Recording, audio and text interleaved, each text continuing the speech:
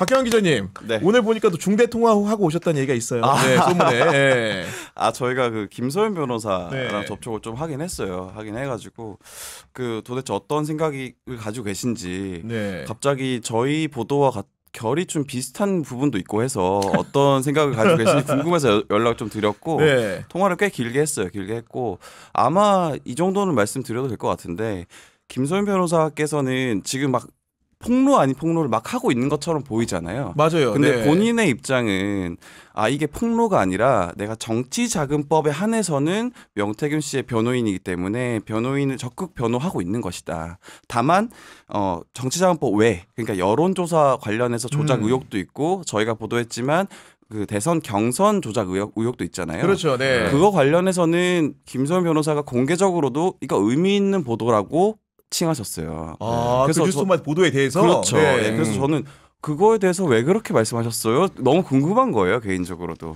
그러니까 본인도 만약에 여론조사 관련해서 문제가 있다면 명태균 씨도 처벌받아야 되고 정말 문제가 있다면 윤석열 대통령도 처벌받아야 된다. 다만 윤석열 대통령은 그럴 사람은 아니다. 그렇게 얘기하시더라고요. 다만은 중요합니다. 네, 아주 중요한 네, 부분인 그러니까, 거죠. 네. 그리고 이제 왜 저희가 초반에 김소연 변호사를 선임한 것에 대해서 왜 김소연 변호사를 맞아요. 선임했을까 의문을 굉장히 많이 지었잖아요. 왜냐하면 김소연 변호사께서 그 알려진 바대로 이준석 대표와 굉장히 사이가 좋지 않거든요. 그렇죠. 그런데 명태균 씨는 이준석 대표와 사이가 굉장히 좋다고 알려져 있고 그럼 이 둘은 결별하는 것인가? 뭐 그렇게 해석도 됐었는데 김소연 변호사가 말씀하시기로는 그것 자체가 대통령실에 보내는 메시지다. 그러니까 김소연 변호사가 대통령실과 가깝다라는 어떤 인식이 있기 때문에 명태균 씨가 의도적으로 김소연 변호사를 선임한 것이다. 네. 그렇게 그러니까 명태균 씨는 아직까지 대통령실과의 끈을 놓지 않고 있다. 이렇게 해석할 수 있을 것 같습니다. 이준석 의원 많이 불안하겠는데. 게다가 지금 박형환 기자까지 같이 지금 콜라보하는 느낌이라고 한다면 아니 근데 모르겠어요. 이준석 의원한테는 확실히 좀 먹힌 것 같은 게 김소연 변호사의 센 발언 이후에 이준석 의원의 스탠스도 굉장히 많이 바뀌었어요. 많이 바뀌었죠. 그렇습니다. 폭로를 막 이어가고 있죠 지금. 그러니까 브라질에 해외 출장을 다녀온 뒤로 귀국하자마자 맞아요. 김태희 구청장 그거 그 공천 개입한 거야. 그렇죠. 그리고 포항시장 이강덕 시장 공천 때도 그거 대통령 전화했어. 뭐 이렇게 얘기를 했죠. 그래서 저 뒤에 나오겠지만 왜 그 얘기를 했을까에 대해서 저도 이제 생각을 가지고 있는 그렇게 거죠. 공정한 어떤 경선이었다고 그렇게 강조를 해왔던 우리 이준석 당시 당 대표께서 갑자기 싹 바뀌더라고요. 주짓수 배워왔어. 그렇죠. 본인은 아무것도 모른다고 처음 했었잖아요. 그렇죠. 근데 지금은 갑자기 이것도 있고 저것도 있고 막 내놓고 있지 않습니까? 뉴스토마토가 창원지검이 내일 윤석열 대통령 내외를 비롯해서 김영선, 명태균 여기에 윤상현 의원, 이준석 의원 등 6일 형사고발한 고발인을 진행할 예정이라고 밝혔는데 맞습니다. 박경환 기자님 어떤 의미로 받아들이면 될까요? 그러니까 이게 지금 창원지검에서는 그 정치자금법 관련해서만 수사를 하고 있었어요. 그리고 그 창원지검장이 정유미 지검장 완전 친윤 라인으로 알려져 있기 때문에 그분이 확대해서 수사하지 않을 것이다라는 관측이 대체적이었어요. 근데 사생 대표, 그러니까 고발인을 불러들였다라는 것은 수사 범위를 확대하겠다라는 의미로 좀 받아들일 수 있을 것 같고요. 그리고 김한매 대표가 이제 전해주기로는 여론조사 조작과 관련한 구체적인 증거, 그리고 이준석 대표의 공천 개입과 관련한 구체적인 증거가 있으면 조금 더 확보해 달라. 라고 요청을 했다라는 겁니다. 그 고발인에게 조사받기 이전에 그렇죠. 이 김한매 대표가 어떤 분이냐면 이 윤석열 대통령, 김건희 여사 그리고 이준석 대표, 윤상현 의원은 2022년 보궐선거 공천관리위원장이었습니다. 그렇죠. 그리고 명태균 씨, 김영선 전 의원 그 6분을 수레우 부정처사 사전 뇌물죄라고 하죠. 이걸로 고발하신 분이거든요. 그러니까 이 건에 대한 고발인 조사를 한다는 겁니다. 그러니까 고발을 많이 하더라도 그 검찰이 말이 안 된다 그러면 고발인 조사를 하지 않아요. 근데 맞아요. 고발인 조사를 한다라는 것은 이 건에 대한 관심도 있고 수사를 진행하겠다라는 의지거든요. 그러니까 이게 사실 어떻게 보면은 윤석열 대통령과 김건희 여사까지도 겨냥할 수도 있다. 검찰 수사가 향후에 그렇게 뻗어갈 수 있다라고 볼 수 있습니다. 맞물려서 KBS 보도를 봤더니 검찰이 명태균 씨가 직접 포렌식 업체 의뢰에 보고한 휴대전화 있잖아요. 거기 담겨 있던 뭐 사진 2만 장, 텔레그램 메시지, 뭐 통화 내용을 복원했다는 보도 나왔습니다. 보니까요. 네. 그러니까 이게 KBS가 보도를 한 것도 좀 이례적이긴 해요. 왜냐하면 KBS가 지금까지 이 명태균 파문이라든가 윤석열, 김건희 뭐 공천 개입 의혹은 물론이고 여러 가지 논란이 불거졌을 때 거의 그 보도를 잘 안 하다시피 했거든요. 저도 그거에 굉장히 의미가 있다고 그러니까 이게 봐요. 단독 보도를 내버려 이거 심지어는. 지금 단독이란 네. 말이죠. 그러면 뭔가 지금 검찰 내부에서 기류 변화가 분명히 좀 있는 것 같긴 합니다. 근데 그렇다라고 해서 저는 완전히 다 믿진 않아요. 창원지검이 방금 말씀하셨지만 이 지검장이 너무 지금 용산 쪽에 가깝다는 그런 평가를 받고 있는 상황이기 때문에 하지만 뭔가 내부적으로 네. 기류 변화는 있는 게 분명한 것 같다라는 그런 해석을 저는 하고 싶어요. 그리고 보도에는 명태균 씨가 김건희 여사에게 나눈 텔레그램 대화 사진 뭐 5장이 포함됐다는 굉장히 구체적인 특정 표현이 등장. 저도 취재를 해보지만은 다 2만 장과 5장을 언급하는 거는 사실은 웬만한 그 합의적인 그 뭔가 누군가 원진이 정확한 그렇죠. 수가 없으면 말하기 그런 거잖아요. 힘들죠. 그런 예. 거잖아요. 박경호 네. 기자님. 기사에 네. 이렇게 이게 확인이 정확하게 되지 않으면 네. 기사에 이렇게 명확한 맞습니다. 숫자를 쓰긴 쉽지 않습니다. 그러니까요. 그런 그러니까 상황인데. 이 포인트에서 짚고 싶은 게 저도 안 그래도 되게 그 유심히 보고 있었거든요. 네. 근데 이게 이런 거예요. 창원지검장은 말씀하신 대로 굉장히 친윤, 이제 거의 네. 친일에 가까운 분인데 네. 지금 수사팀장 이제 팀장을 맡고 있는 이제 차장 검사는 성향이 다르다 이런 얘기가 이제 뉴스토마토에서도 보도가 됐잖아요. 네. 그러면 구도가 어떻게 되냐면 수사 실무자들은 자 우리가 수사를 해봤더니 이런 진술이 있고 이런 사진이 있고 이런 게 막 나오고 있는데 네. 예를 들어서 이건 썰입니다. 그냥 이제 뇌피셜로 돌려보면 네. 지검장은 짬을 시키려고 해. 아. 근데 수사 실무자는 이거는 짬 시키면 안 되는 사건이야. 키워야 돼. 막 나와. 네. 그러면 뭐 하겠어요? 언론에 흘리는 거예요. 이런 게 있어. 이런 게 있는데도 짬 시킨다고? 여론을 봐봐 지금 이거 안 돼. 네. 이거 짬 못 시켜요. 이런 구도일 수도 있다는 거죠. 맞습니다. 저도 그- 정확하게 그렇게 생각하고 있습니다. 그래서 이게 어쨌든 마지막 도장은 지검장이 찍어야 되기 때문에 지검장이 안 찍을 수 없는 여론을 좀 조성하려고 하는 거 아닌가. 네. 네, 제가 이제 취재한 바로도 그쪽 이제 그러니까 반윤 라인, 그러니까 비윤 라인에서 계속 정보가 흘러 나온다. 그 거의 지금 저희 보시면 이제 검찰의 시간이긴 하지만 검찰발 보도가 쏟아지는데 그 거의 뭐 투명 유리 상자 안에 넣어놓은 것처럼 자료를 네. 거의 검찰에서 조사한 게 그대로 흘러 나오잖아요. 저도 이런 경우를 진짜 처음 보는 것 조사 같아요. 진술 내용이나 이런 네, 것들이 네, 맞습니다. 나오고 있는 상황인 건데 네. 네. 여기에 더해서 그 명태균 씨가 그러니까 포렌식 의뢰했다는 휴대전화가 뭔지 봤더니 사용 기간이 그 작년 11월 말부터 올해 1월 3일까지 그러니까 1월 3일이 어떤 날이냐면은 그 경상남도 선관위에서 김영선 강혜경 씨 관련된 정치강법 위반 사건을 수사 의뢰했다고 알려진 날이라고 하더라고요. 하필이면. 그러니까 결국은 네. 명태균 씨가 인멸 가능성이 높은 그런 휴대전화라고 할 수가 있겠죠. 그렇죠. 이제 근데 저도 이거 어떻게 찾았는지 너무 궁금하긴 한데 요즘에 보도가 너무 많이 나와가지고 맞아요. 네. 진짜 저도 이 보도를 따라가는 것만 해도 굉장히 힘들고 그리고 이 얘기는 아니지만 아까 KBS 얘기를 좀 내부 취재를 해보면 사실 KBS 내부에서도 명태균 게이트 관련해서 취재를 좀 해야 된다. 근데 내부적으로? 네, 네. 해야 된다는 목소리가 있다고 하더라고요. 그래서 사실 내부에서 그러면 창원에서만 해라. 라고 얘기를 나왔다라고. 지역에 국한해서. 그래서 예. 지금 검찰발 보도가 나오는 거 아닌가 뭐 그렇게 좀 생각이 들더라고요. 실제로 지금 KBS는 박장범 사장 후보자가 네. 오늘 인사청문회 있는 날인데 네. 그 수뇌부가 약간 붕 떠 있지 않습니까? 그렇죠. 근데 이 보도가 나왔거든요. 약간 그런 측면도 있는 것 같아요. 지금 사장 후보자에 대해서 KBS 교체기에, 기자들이 막 반발하고 있거든요. 네. 이 어수선한 약간 분위기가 있어요. 음. 약간 그런 측면이 좀 또 있는 것 같기도 해요. 아. 그 다른 언론들은 또 보도를 계속 이어가고 있는데 MBC 같은 경우는 어제 방송을 봤더니 2021년이죠. 그 대선 국민의힘 대선 경선이 한창일 때 윤석열 후보 명태균 씨 있는 영상을 틀어줬는데 거기 네. 봤더니 이번에 그 공천 헌금의 성격에 해당하는 돈을 그쵸. 건넨 것으로 보이는 예비 후보자의 모습도 나타났습니다. 보니까요. 배모 네. 씨와 이모 씨 두 네. 분인데 네. 두 분 모습이 포착이 됐죠. 그래서 이분들이 그 명태균 씨가 윤석열 후보를 데리고 다니면서 누굽니다 소개하면 명함도 주고 받고 네. 인사도 하고 뭐 그런 모습이 포착이 됐죠. 그러니까 이게 사실은 이분들 입장에서 봤을 때 이게 9월이잖아요. 2021년 9월이고 네.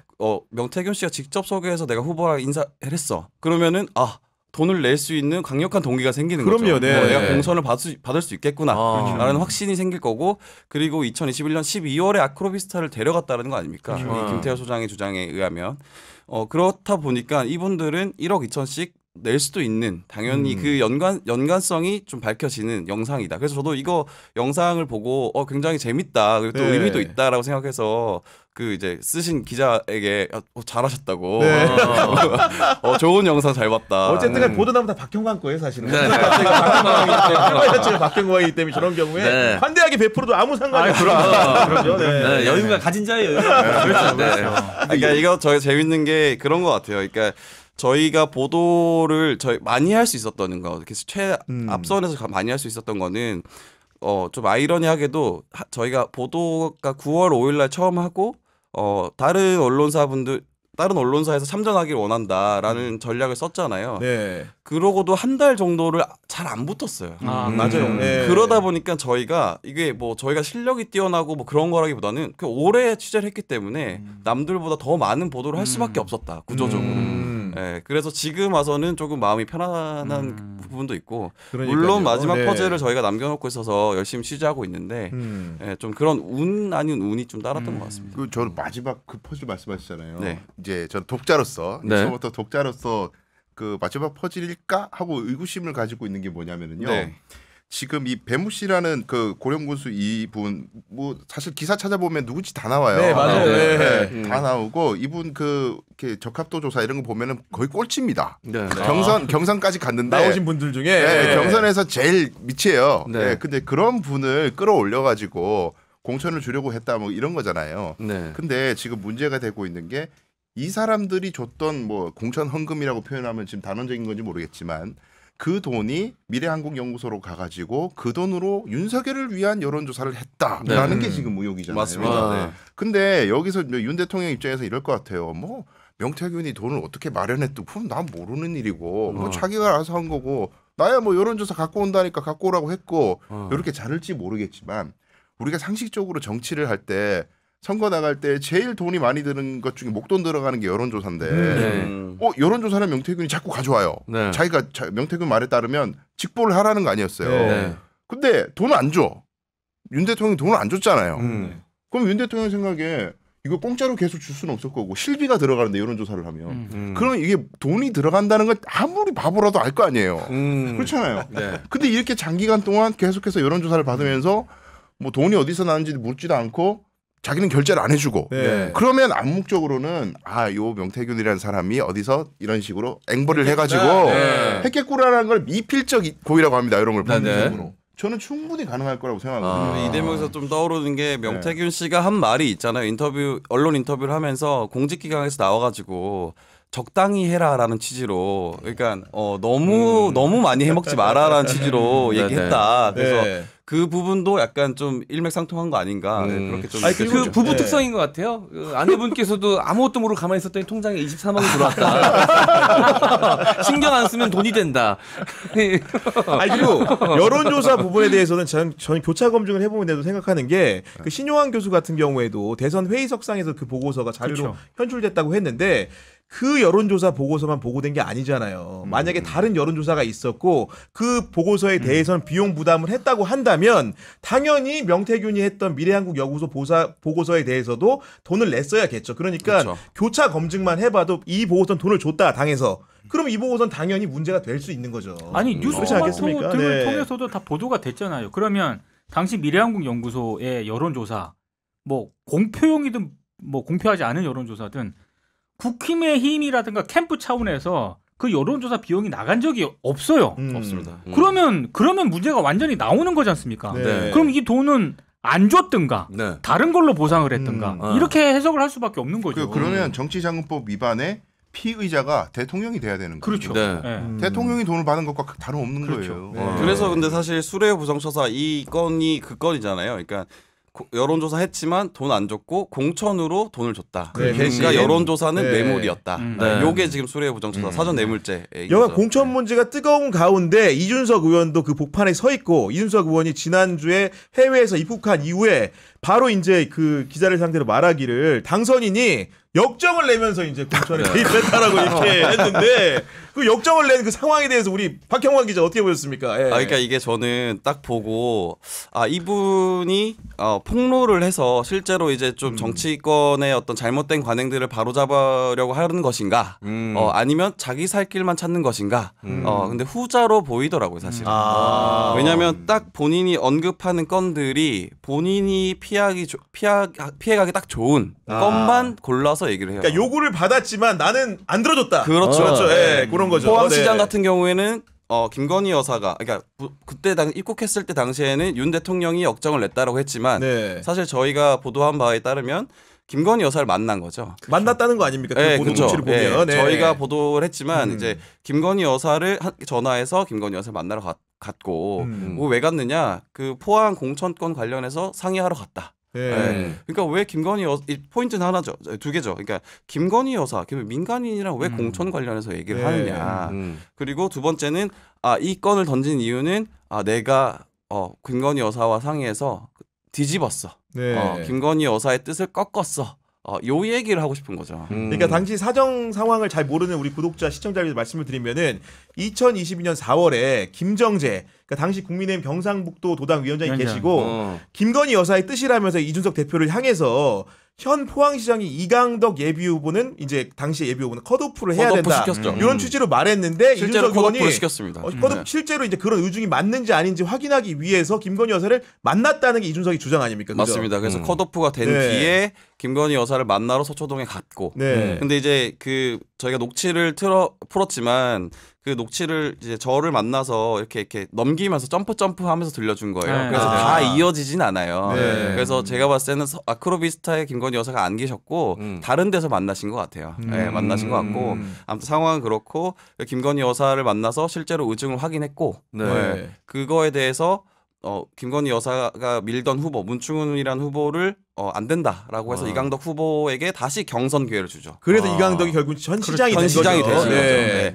근데 이 부분에서 이제 이준석 대표가 결국 말하고 싶은 게 뭐냐면 봐라 내가 공천 개입이 있었는데 막았다 라는 거예요. 네. 그걸 말하고 싶으신 것 같은데 제가 추측하기로는 여긴 추정의 영역이지만 그때 갔을 때 이거를 꺾은 게 아니고 다른 모종의 딜이 있었던 거 아닌가. 그러니까 주고받고 한 거 아닌가. 그런 의혹이 있습니다. 그래서 그 관련해서도 제가 짧게 기사를 하나 쓸 거거든요. 네, 그렇다고 보시면 될 것 같고 그리고 더 중요한 거는 아까 방금도 말씀드렸지만 왜 김건희 여사랑 아무런 힘도 없는 김건희 여사랑 그런 얘기를 하느냐. 그렇죠. 사인인데. 네, 그죠? 사인이고 네. 민간인이잖아요. 왜 공천과 관련해서 얘기를 하느냐. 네. 본인이 딱 잘랐어야지. 네. 그리고 그 김무성 그 대표께서 왜 옥새 들고 나르샤 하셨잖아요. 네. 그 정도의 결기를 보여줘야 되는 거 아니냐. 새 정치 하려고 하는 사람이면 네. 그렇게 좀 말씀을 드리고 싶습니다. 근데 네. 국민들은 이 사안을 접하면서 세세한 건 잘 모르실 수 있어요. 워낙 이제 본인의 삶이 바쁘니까 뭐 어떻게 이준석의 말이 바뀌었는지에 대해서는 이준석 의원의 말이 바뀌었는지에 대해서는 세세하게 모르시지만 브라질 가기 전과 브라질 다녀오신 후에 이준석이 같은 사람인가? 완전 달라졌죠. 네. 완전 다른 사람이 아닌가 싶을 정도로 스탠스가 달라졌어요. 완결성이 없다라 그리고 보정한 것이다라고 얘기했던 이준석 의원의 태도와 브라질 갔다 온 다음에 브라질 사람이 호세준석이야. 완전히 본인의 말인데 본인의 말로 대비가 되잖아요. 아니, 저는 이 불편함에 대해서는 다들 느끼시거든요. 브라질 전후가 아니라 저는 항상 이준석 의원이 어떤 사안에 대해서 얘기를 할 때 네. 항상 뉴스토마토 첫 보도를 생각해요. 아, AB 그 시작해서 AB 직불 의원 중에 하나였던 직불사 뭐 네. 했을 때 지금 그때 당시 이준석 의원이 취했던 스탠스 방송 나와가지고 뭐 선의의 조언이다. 그 스탠스랑 지금 브라질 갔다 와서 이준석 의원이 마치 폭로자가 됐지 않습니까? 네. 지금 상황하고 비교를 해보세요. 저는 처음부터 다 알고 있었잖아요. 네. 다 알고 이준석 알고 의원. 있었죠. 그러면 왜 처음에 뉴스토마토 보도 나왔을 때 그런 반응을 보였냐고요. 그러니까요. 그게 불편하다는 거죠. 이거는 좀 문제가 심각합니다. 아, 그러니까 김건희 여사의 개입